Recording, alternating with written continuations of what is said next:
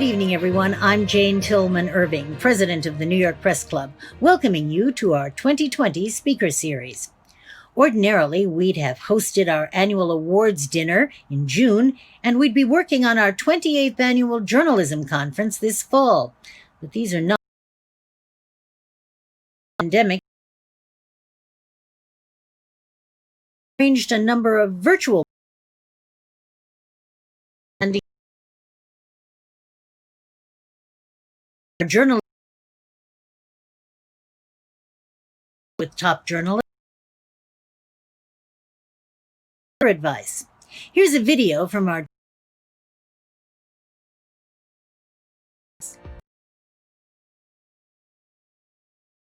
This is my first time attending the New York Press Club's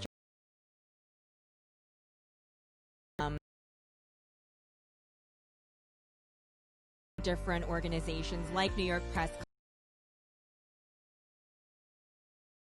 and help.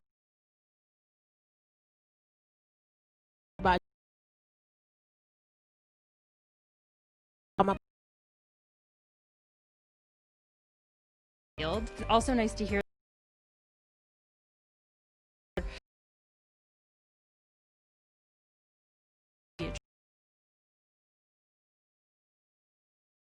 or like able to find new ways to help you grow as a journalist or as someone who wants to engage in communications in general. It's great to just be on a panel with other experienced journalists and have an audience filled with people who are curious. We all learn from each other.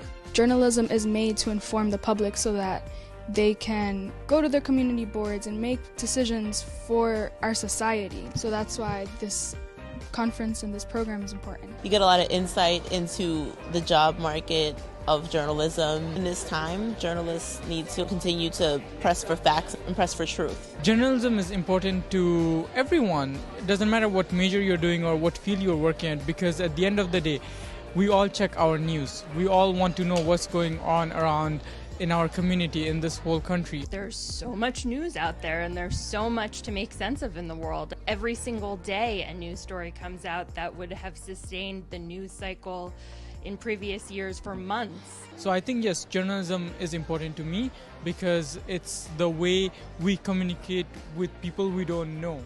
Get in the room. You do not want to miss this. Tonight's event also replaces our annual Awards for Journalism dinner. We had another year with a record number of submissions, and never fear, prizes will be awarded, just not in the customary way. It's always a great night, as this video shows, and we promise it will be again. We're in an environment where there's this anti-media venom, and we need to do a better job of defending ourselves and explaining what real news really is. And we can do that when we're working with each other at organizations like the New York Press Club. This is a huge honor for me to be here with the New York Press Club tonight. You don't have any idea how much it means to me to be included in the same sentence, in the same category as Gabe Pressman, who embodied the mission of journalists here in New York City, and I think all across America. We need access to City Hall. We need access to the NYPD, and it's important for an organization to represent journalism in ensuring that that access exists so we can do the reporting. Without protections that organizations like the New York Press Club give to reporters like me, it's not only about our profession, sounds corny, but it is the core of our democracy. It's very important to all of us that the First Amendment be protected, and the New York Press Club is there for all of us. The New York Press Club, their mission and what they often talk about, speaking truth to power, and that's what this is about. The New York Press Club does a lot of different things, not only standing up for our First Amendment rights, but providing an atmosphere of collegiality. The importance of a group like the New York Press Association is that when you're into journalism, proper journalism, you're taking risks. You need an association like this to have your back. It's important to know that the journalists have an advocate out there and a place that they can go to learn and commiserate and have support when they find themselves in trouble. A few years ago, we instituted a very special award in memory of one of our past New York Press Club presidents and the man who pretty much invented television news here in New York City, Gabe Pressman, our dear friend. The Gabe Pressman Truth to Power Award honors journalists whose work upholds the tenets that Gabe exemplified, a staunch defense of the First Amendment and of the public's right to know. Previous winners have been Martin Barron of The Washington Post and Jim Acosta of CNN. And now, to present the award and the competition winners, it's my pleasure to introduce our Mistress of Ceremonies, Beth Karas. Thank you, Madam President, Jane Tillman Irving, and welcome everyone to the first of our virtual fall speaker series. As Jane has told you, because of the pandemic, we couldn't hold our awards dinner in June, but we did announce our winners last month. And tonight you're going to see the winners on the bottom third of your screen. Throughout the discussion tonight, we will show you the names of the 74 award winners in 27 different categories in television, radio, print, and online. And congratulations to all of these well-deserved recipients. Now, as Jane also mentioned, 3 years ago, we instituted the Gabe Pressman Truth to Power Award, and it's the only non-competitive award that we give outside the club. And for those of you who don't know, Gabe Pressman, an icon in New York, I suggest you look him up. Gabe was a member of the New York Press Club since 1948, until his death in June of 2017 at the age of 93. So this year, we are honored to present the Gabe Pressman Truth to Power Award to two investigative journalists from the New York Times who broke the Harvey Weinstein story and were an early force in the Me Too movement. And of course, I'm talking about our two guests tonight, Jodi Kantor and Megan Twohey. And I'm honored to lead the discussion with these two accomplished investigative journalists and Pulitzer Prize was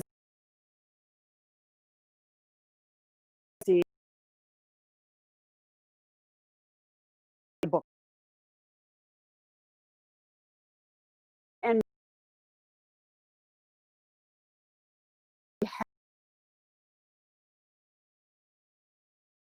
all kinds of people, especially women, people who needed to be heard. I have a lot of questions for them tonight, and I'm sure all of you out there have questions as well. So I encourage you to submit your questions. Don't wait until the end when I invite them. Just submit them. There's a button at the bottom of your screen that says submit question. I hope you can see it. When you submit it, it'll go to our business manager who will then send it to me. So I'm going to be multitasking. I'm going to be asking questions, listening to them, and also fielding your questions. And I want to apologize in advance to Megan and Jodi if I step on you, because there's a 2-second delay between my talking and you're hearing it. So if you pause and I think you're done and I start talking, we may cross each other. So I apologize in advance. And I want to say before we start, anyone out there who has not read their book, you need to read it, because this is a must read for anyone interested in investigative journalism. They take you through their journey, how they developed this story, their obstacles along the way, the support they had, some lucky breaks they had too. And you learn so much from it. I've read it once, I will read it again. I've been reading parts of it again in the last few days. So I want to congratulate both of you on being winners of the Gabe Pressman Truth to Power Award. And I understand you, Jodi, you know who Gabe Pressman is. I do. If you could have told this kid from Staten Island who grew up watching Gabe Pressman on Channel 4 in New York, that one day me and my partner / sister from Chicago would get this award, I definitely would not have believed you. We just want to start out by saying thank you. We are thrilled to be here with you tonight.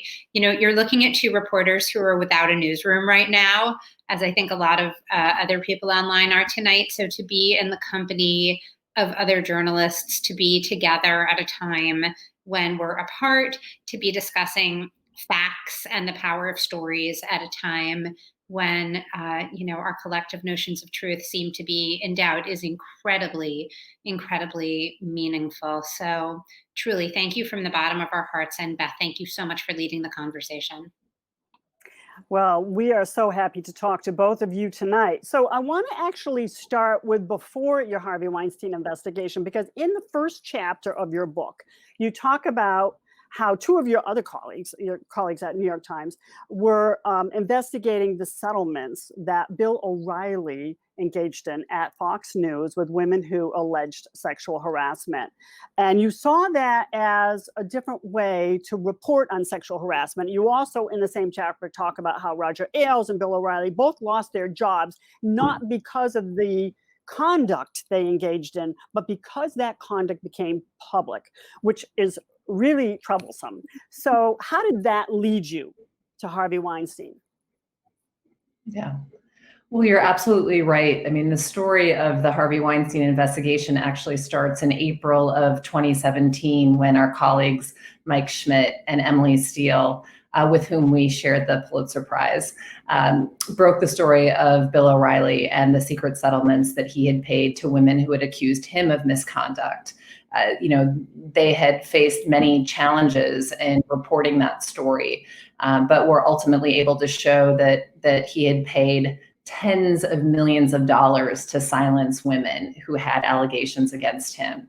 And I think that what we realized was that these secret settlements, I mean, oftentimes when reporters encountered secret settlements in the course of their reporting, it was seen as like a roadblock, a firm roadblock, like, okay, I guess we can't do this story. But they had really pushed through those roadblocks and had realized that these secret settlements that had long been used to cover up wrongdoing could actually help illuminate it. That if you were able to piece together the financial trail of payoffs that were made, that those were news in and of themselves and could speak volumes. And sure enough, when they published their story in April of 2017 about this secret trail of settlements that Bill O'Reilly had paid, he was almost in the blink of an eye fired from Fox News, something that had once seemed inconceivable.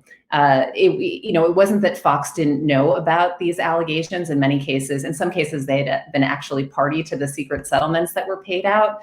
But it was once that was basically published on the front page of the New York Times, advertisers, viewers were outraged. And we at the New York Times watched the way that story unfolded, and took it as an opportunity to kind of go to the reporting table and say, okay, we ask a question that now seems sort of quaint, which is, are there other powerful men in America who have abused women, harassed women and covered it up, and maybe have covered it up through these secret settlements? And, how can we go about starting to report on sexual harassment more broadly and more systemically? And so that was really the moment where the editors and the reporters came together and said, what are some of the investigations that we can launch from this what feels like a real significant turning point?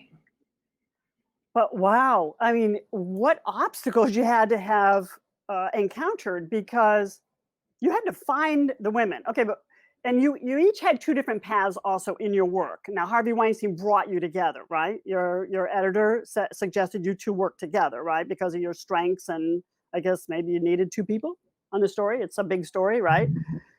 But Jodi, did you have the first contact with somebody? Because I know you were contacting Rose McGowan. Was that the first person that led you to Harvey Weinstein?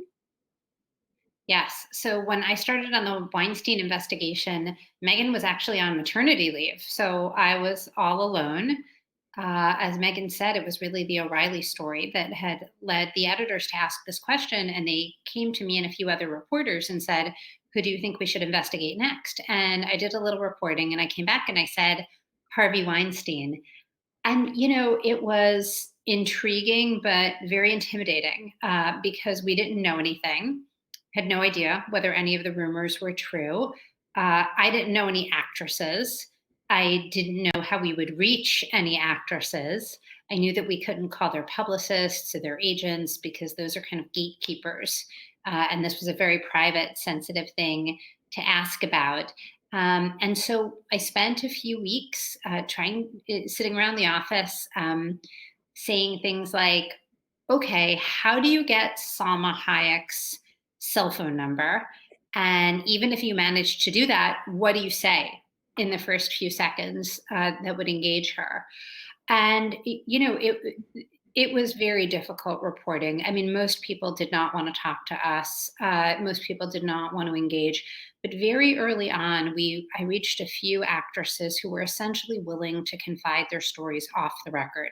They said, I would never go on the record. I don't want to go public with this, but I just want you personally to know what happened as a kind of lodestar in your reporting. So I was, I was beginning to hear how serious this was, and I just wanted my pitch to the sources to be better and better. I felt that I almost had it, but I wasn't quite there. And my editor, Rebecca Corbett, our editor, said, "I think you should call Megan Twohey. She's got this amazing background with sex crimes reporting, and she reported on the allegations against Donald Trump." So I called Megan, who was in a position that was very familiar to me and maybe familiar to a lot of people on this broadcast, which is she was like caring at home for a newborn, and I was trying to reach her in between naps. And I said, like, what do you think is the most compelling thing that I can say to these women? And this was really before I had an inkling that we would work together. Megan was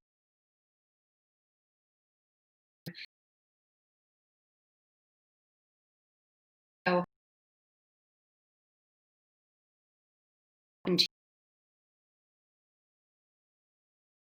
me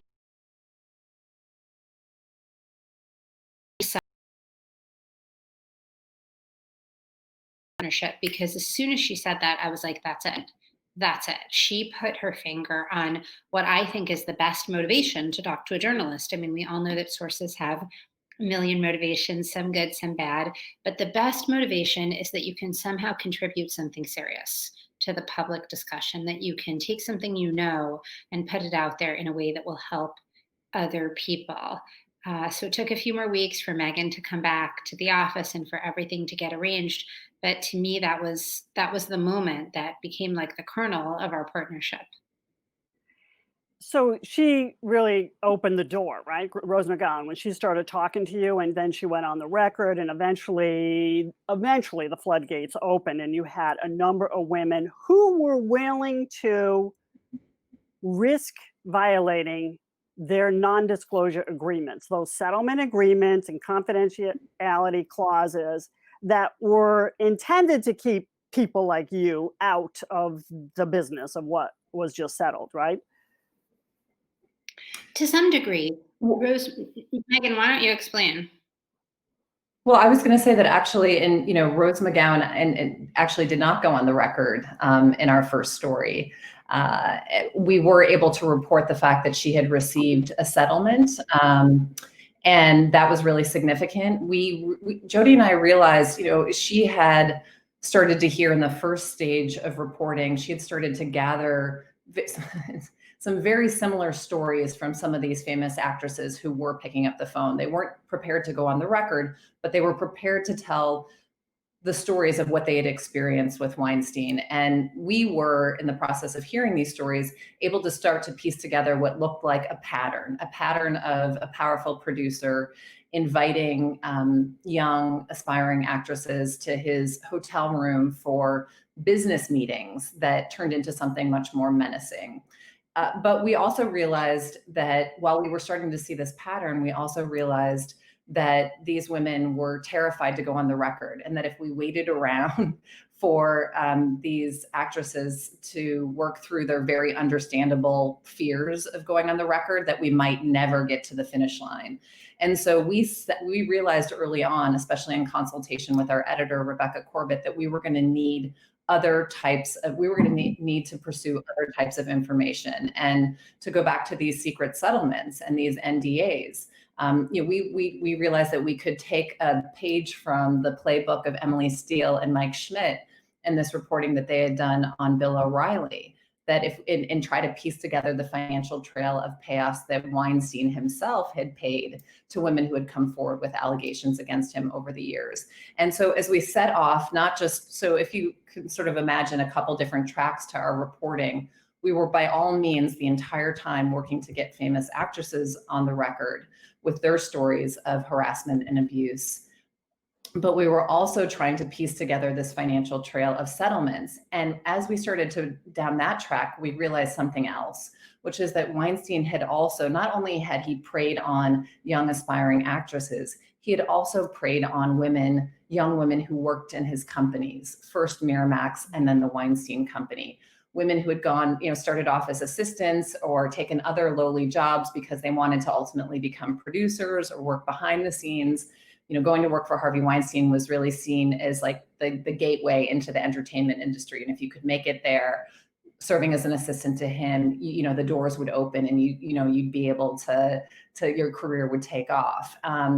But what we realized is that there were, along the way, over the years, there were multiple women who had worked for him who had complained of being harassed and abused by him. And multiple women who had been silenced through secret settlements. And so, I always think about this one moment in the summer of 2017, where we had heard about a young woman who had worked in Weinstein's company in the early 90s when she was in her early 20s and had basically disappeared. All that was left were the running shoes under her desk. She had disappeared after what had been a rumored sexual assault by Weinstein, something bad. We didn't know the details.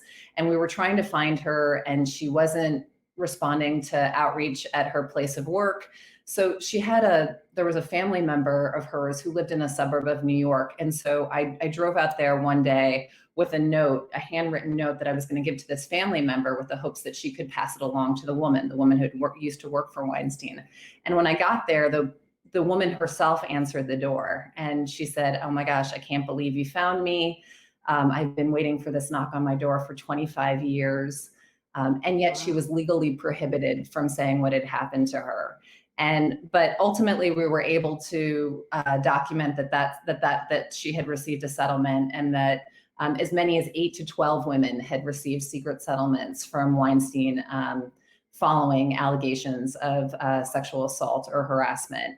And once we had that financial trail of payoffs kind of locked down, we were able to go back to some of these actresses and other women who were debating whether to go on the record and say, listen, if you go on the record, you're going to be going on the record with a body of evidence. It's not just going to be he said, she said. It's not even going to be he said, she said, she said. Not only had we obtained not only had we pieced together this trail of secret settlements, we also had been able to obtain really important internal company records from the Weinstein Company, which documented complaints of sexual harassment against Weinstein. So we were really operating, investigative journalists know that documents are your best friend. And we, by the time that we were asking people to go on the record, had documents and had other evidence.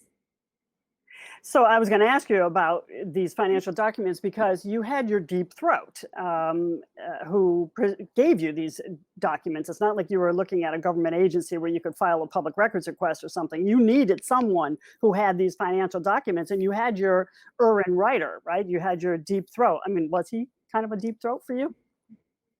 He was kind of a deep throat figure because he had worked by Weinstein's side for 30 years. And when we first contacted him, we thought we might be contacting someone who was kind of a loyal Weinstein henchman.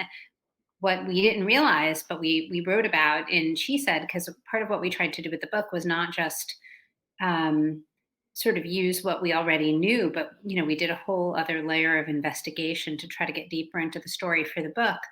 And Irwin had been frustrated for years about Weinstein's behavior, and he had tried and it failed internally to confront him. So helping us was kind of his move of last resort.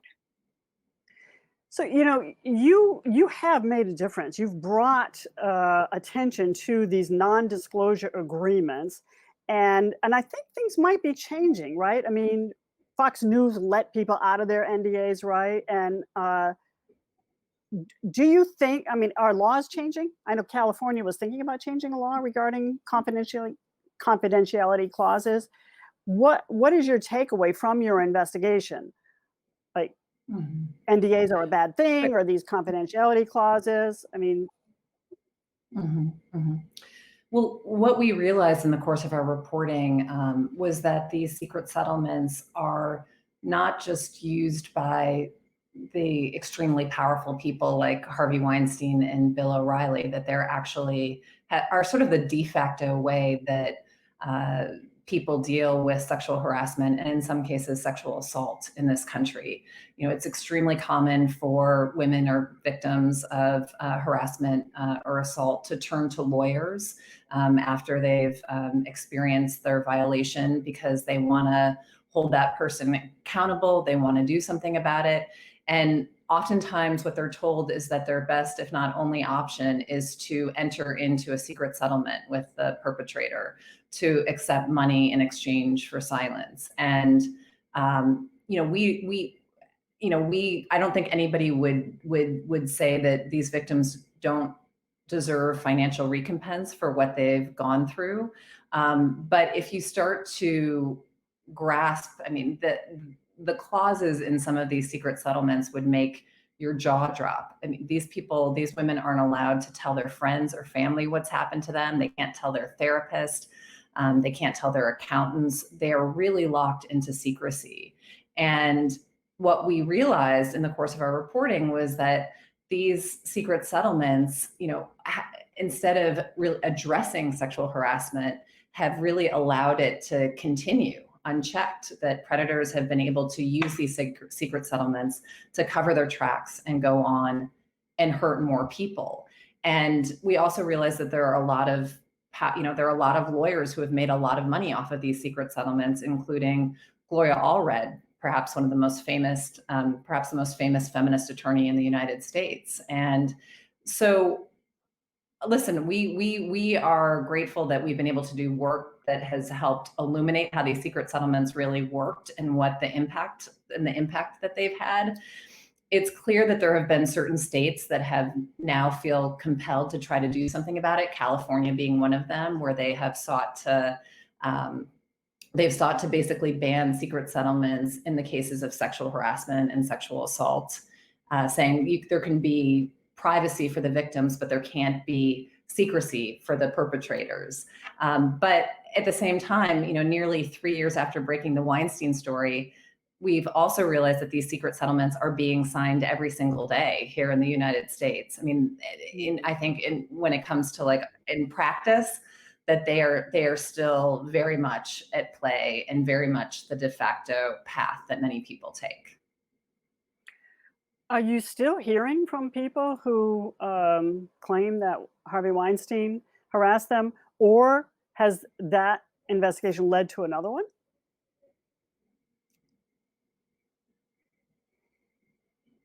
Oh, I can't hear you, Jodi. Really, since after we broke the story, we've been hearing from women all over the world, certainly about Weinstein, but also about many, many, many other men. And a lot of those stories have turned into New York Times investigations, but they can't all turn into New York Times investigations because, as you know, journalism is not a volume business. And we see this as an example of an issue where, you know, journalists had to step in because every other system failed. The law failed, HR systems failed. And you know, we were honored to do the job of breaking this story. But the moral horror of the Harvey Weinstein story is, why did it take 40 years for this to get addressed? He spent 40 years racking up these kinds of allegations, and people chose again and again to support the powerful, to support him instead of supporting these more vulnerable women. So we were honored to step into the breach and to try to break the story. But as the months went on afterwards, and as we worked on other Me Too stories, and as we saw the landscape beginning to change, we really began to feel, you know, journalism can't solve for all of this. It can shine a light. You can't solve a problem you can't see. Journalism can help us see this problem. It can help us identify patterns. But the answer for every woman who's been sexually harassed or raped is not to have a story in the New York Times. It's impossible, right? You could be covering predators newspapers forever and still not really make a dent. And so that's part of why in our reporting we've put a lot of emphasis on kind of systemic questions. Like we tried to make She Said a good read. We certainly did not want it to read like election. Hopefully it has the feeling of taking you behind the scenes in our reporting It does. and sort of taking you into the process and showing you the juicy off the record stuff. But we're also showing you kind of all of these structures and systems that didn't work and that broke down over the years and failed to protect these women. And we still think that that's the bigger issue. Your question, I think, about laws changing is the right one. Right. So our president, Jane Tillman Irving, has a question. She says, look, people don't doubt really Weinstein's guilt at this point. I know your book predates the trial, but we know what happened to him. He's a convicted rapist. But what about other public figures like Garrison Keillor and Travis Smiley, who seem to have lost their careers based on these accusations alone? Doesn't due process apply? So, I mean, there is a spectrum. You have, like, on one end, you have Harvey Weinstein, but you have people on the other, lower end of the spectrum who may not have engaged in 40 years of settlements and really egregious criminal conduct, but have lost their careers as well. How do you respond to that? Yeah. Well, in some ways, it would have been easy for us to, at least in the writing and reporting of our book, to stop on October 5th, 2017, when we published the Weinstein story, or maybe 3 days later when Weinstein was forced to leave his own company, was fired from his own company, and basically banished from Hollywood.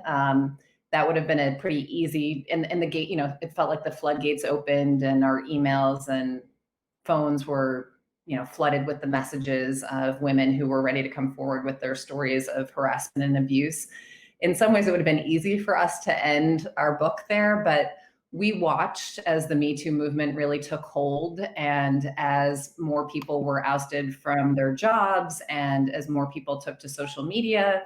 And we also watched as things got a little bit more confusing. I think on all sides, there was confusion and frustration, and we felt an obligation to report into that. So, we reported up through the following fall when Christine Blasey Ford showed up in Washington to testify about, her, to sort of share an account of being, as she said, sexually assaulted by Brett Kavanaugh in high school in the 80s. And we realized that that was one of the most kind of complicated She Said stories that we had seen, and the way that it had ended up on the national stage was just becoming like a vehicle for all of this confusion and I think some frustration around the Me Too movement. And I think that, what we would say, at the time of those hearings, and I think it holds true today, is that there's just, there are probably three main questions that have just been unresolved within the Me Too movement. I mean, I think the first is, what is the scope of behavior that's under scrutiny? Are we only talking about serious allegations of rape and sexual harassment? Or are we talking about more nuanced encounters? And how far back are we going? Are we going back to the 1980s to parties in high school? I think the second question is, how do you get to the bottom? What's the method for determining what has actually happened? What is the method for determining the facts? We wrote a whole book about our process, about the investigations unit at the New York Times, and how we go about publishing a story like this, publishing these allegations, seeking out corroboration, doing due diligence, going to Harvey Weinstein, the accused, to make sure that he had adequate time to respond to every single thing we were intending to say. But I think if you go into HR departments or into the court of public opinion, it's just there aren't necessarily those very clear-cut protocols for how you deal with allegations and how you determine what's happened. I mean, even in the Kavanaugh hearings, they were making up the rules as they went. And I think the third question that Jodi and I, have identified is the question of accountability. It's much easier for people to insist on accountability than it is to assign it. So, if somebody has been even credibly accused, what should the path for, should they basically be should they be allowed to come back at a certain point in time? And I don't think that there's been clear answers to any of these questions, and they often get scrambled. And so we really feel like it's not until that there's a lot more work that needs to be done to make sure that we have come to kind of a social compact in this country in which everybody feels like they are being treated fairly. But that's not our job as journalists. As Jodi pointed out, our job is to sort of try to expose the facts as much as we can, with this belief that you can't solve a problem that you can't see. So that's that's where that's where we come into this. We don't pretend to be, we also don't go out and wear our opinions on our sleeves about any of these other particular cases that we haven't done the direct reporting on. But you really were one of the forces, as I said at the beginning, of the Me Too movement. And that must have, how did that make you feel? Talk about having an impact. I know you didn't start the Me Too movement, but you certainly gave it a big boost. Honestly, it was an honor to do this work from the very first phone calls and meetings, before we ever knew whether it would change things, whether anybody would care. We sat through so many condescending lectures by Hollywood executives, who were sources who would say things like, everybody knows that Harvey Weinstein does this. This is, Jodi, what you have to understand is that this is intrinsic to Hollywood. The casting couch has always been a part of this culture. This is an open secret. You're never going to get this story. And even if you do, nobody will care. And then, we would talk to these women, and we've reconstructed the interviews in the book because we want you there for these conversations. These stories were so moving. Some of them were on their first day of work. A lot of them were, everybody thinks about the famous actresses, and it was certainly riveting, to talk to these women who we had known on the screen our whole lives and hear this very private thing about them. But there were also these assistants, who, they wanted a piece of the action. They wanted to be producers. They were smart. They wanted to work hard, and instead, this is what they got in return. So those, just, the chance to hear those stories, to do this work, was incredibly precious. As far as the impact, I think it was incredibly galvanizing, just at a time when journalism is under such tremendous stress, political stress, financial stress, existential stress, with our country confused about whether we can agree on a common narrative of truth. It was so encouraging to hear people's reaction to this story, even though the material was very painful. We often felt like we were standing in a river of pain, but hearing, you always want, when you publish or air a story, for the audience or someone really to say, you got it right. And so to hear women all over the world, saying, you got it right, and I didn't deal with Harvey Weinstein, but I dealt with somebody else.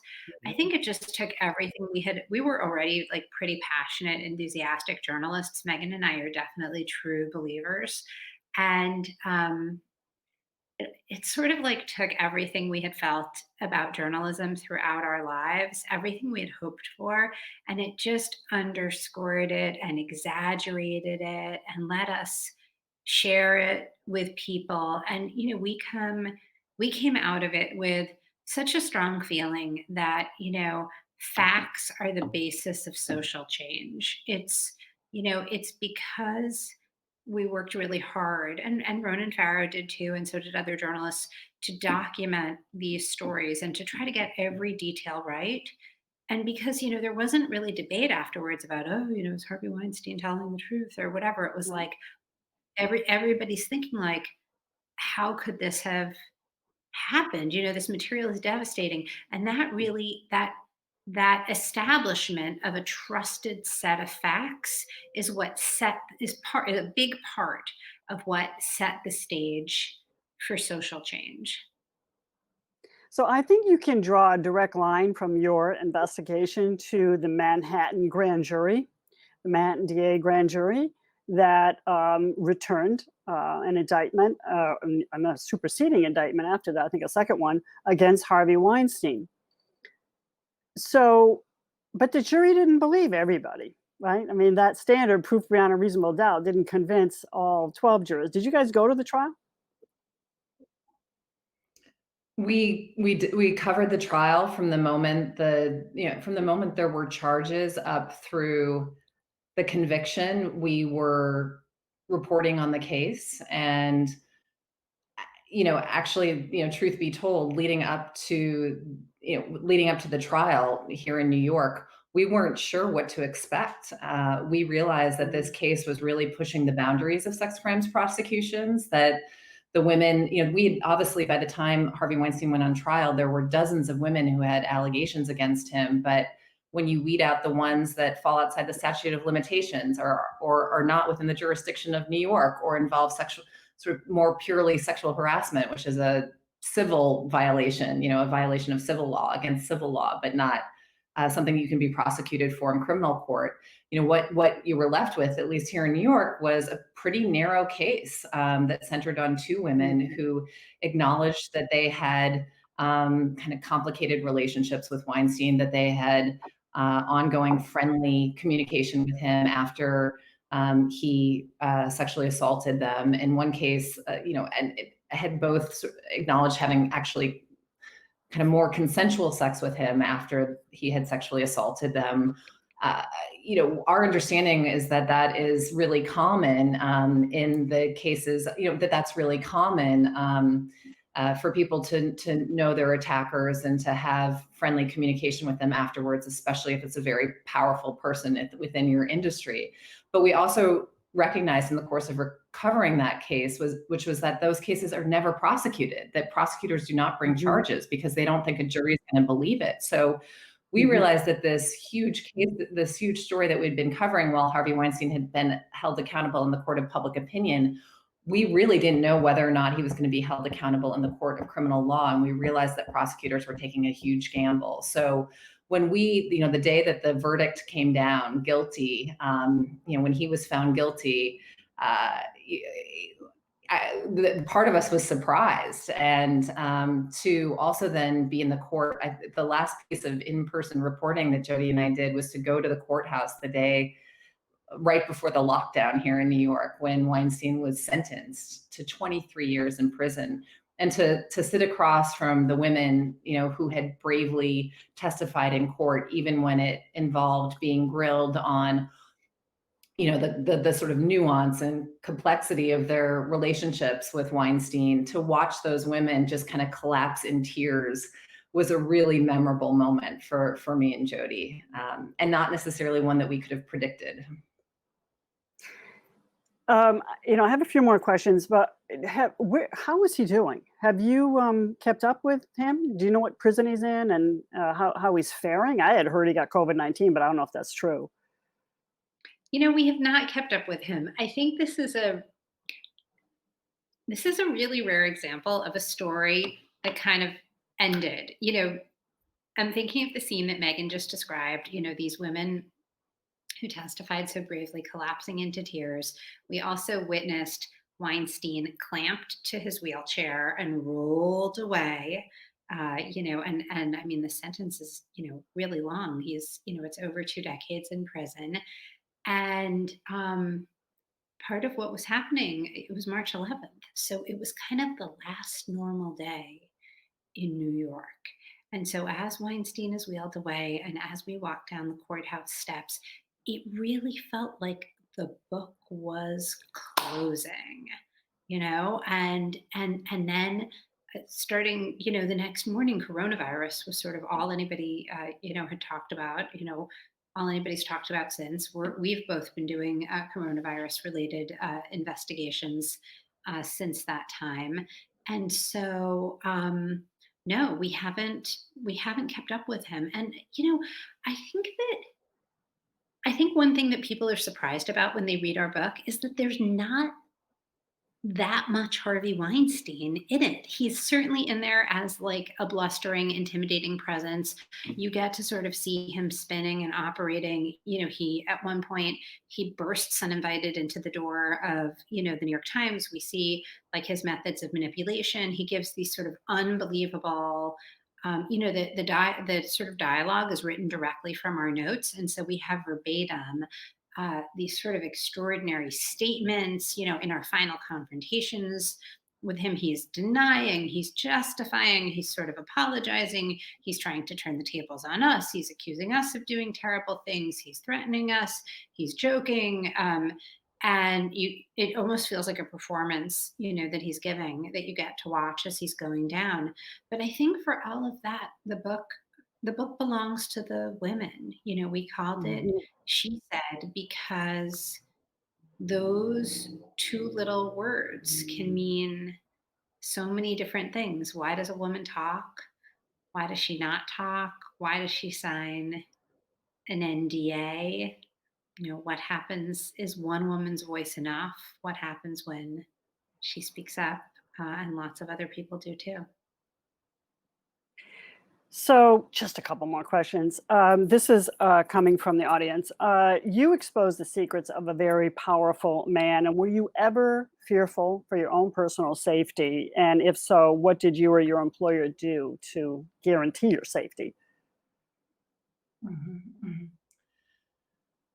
You know, there was a moment midway through the investigation, or actually maybe closer to the beginning of it, when after I had joined Jodi, at least one of my earliest memories, and we depict this meeting in our book, but Dean Baquet, the executive editor of the Times, called me and Jodi into his office because unlike Jodi and I, and our editor, Rebecca Corbett, Dean had dealt with Harvey Weinstein before regarding other coverage that the paper had done of his movies, this sort of challenged theatrical production of Finding Neverland that he had produced.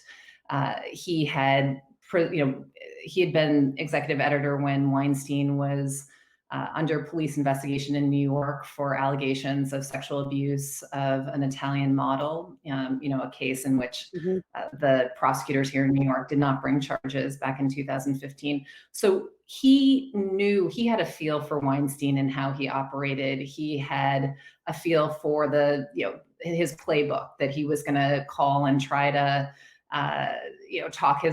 talk Baquet and even the publisher out of the investigation, that he was going to kind of powerful man to powerful man, that he was going to unleash his powerful lawyers like David Boies on us. He had seen that happen before. And he also suspected, and so he sits us down, Dean Baquet sits us down, and he says, basically watch your back.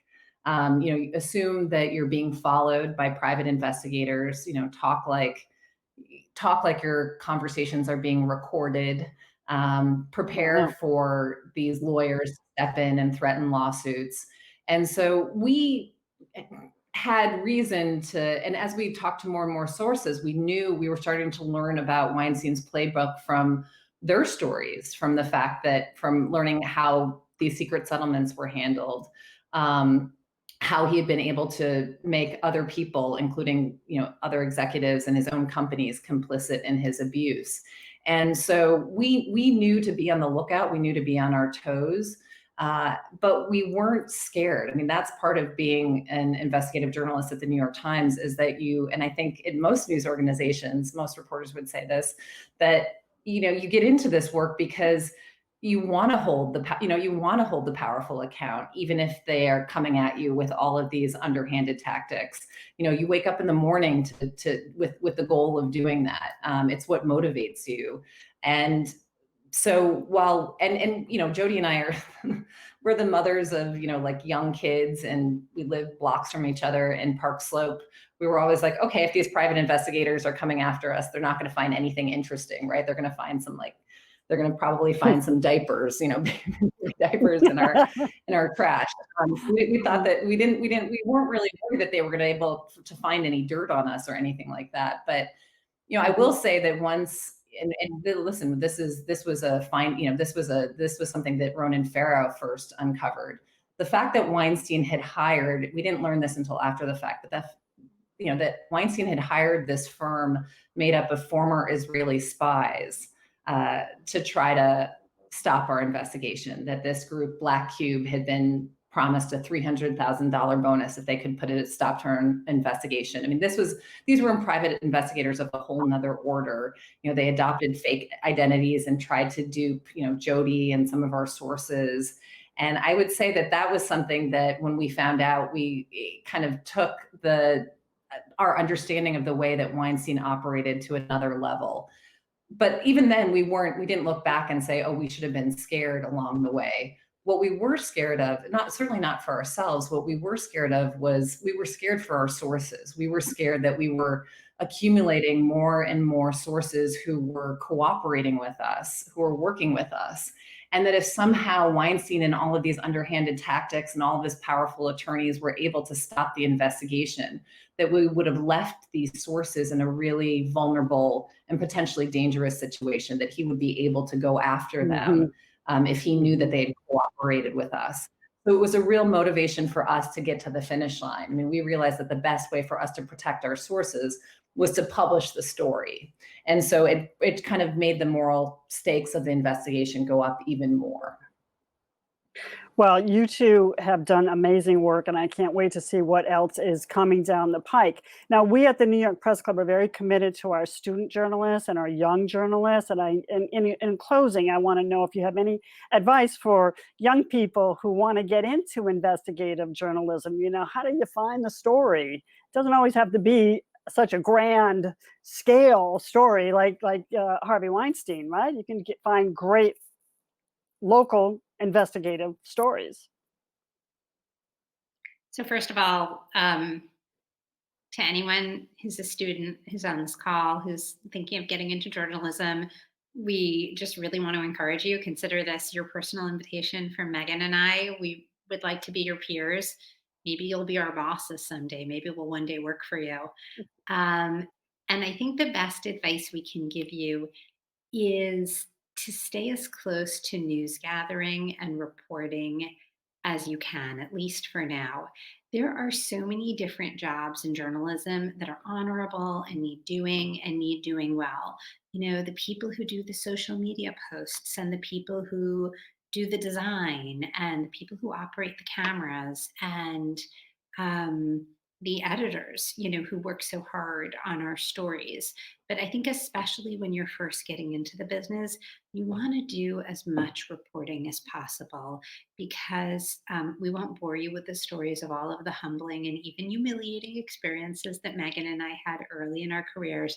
But there is no substitute for standing at an event and trying to get strangers to talk to you, to cold calling people on the phone, to being in the middle of an unexpected news event and saying, how can I make sense of this really fast moving thing and convey it to people with both power and precision? And I think if you are interested in investigative journalism, that's the best preparation for it, because investigative journalism is about not just writing about what you see before you, but it's about fishing out information that is secret, that is not available to the public, and bringing it out into the light of day. And you can really only do that if your skills of, engaging people, building trust, learning to be very precise, understanding how power works, and learning to dig beneath the surface of things are really, really honed. So good luck, and we'll see you at the office when we have an office again. Well, thank you so much for spending this past hour with us. Good luck to both of you. I encourage everyone out there to read the book, She Said. And I'll check out what Harvey Weinstein's up to and let you know. And now, in closing, back to Jane Tillman Irving, our president. Many thanks, Megan and Jodi and Beth, and congratulations to all our winners. I hope you've enjoyed our first presentation in our speakers series. Coming in the next few weeks, Don Lemon of CNN, the AP's Jonathan Lemire, David Enrich, author of the book Dark Towers about Deutsche Bank and Donald Trump, and Adam Liptak of The Times. It's all on our website. Check it out, newyorkpressclub.org. And many, many thanks, of course, to our sponsor, Con Edison, and Phil O'Brien, Stephanie Forshee, Beth Karas, Deb Caruso, Carl Leibowitz, Deb Tepeta, David Cruz, and all the members of the New York Press Club who made this event possible. And thanks to you for being with us. For the New York Press Club, I'm Jane Tillman Irving. Stay safe, and we'll see you next month.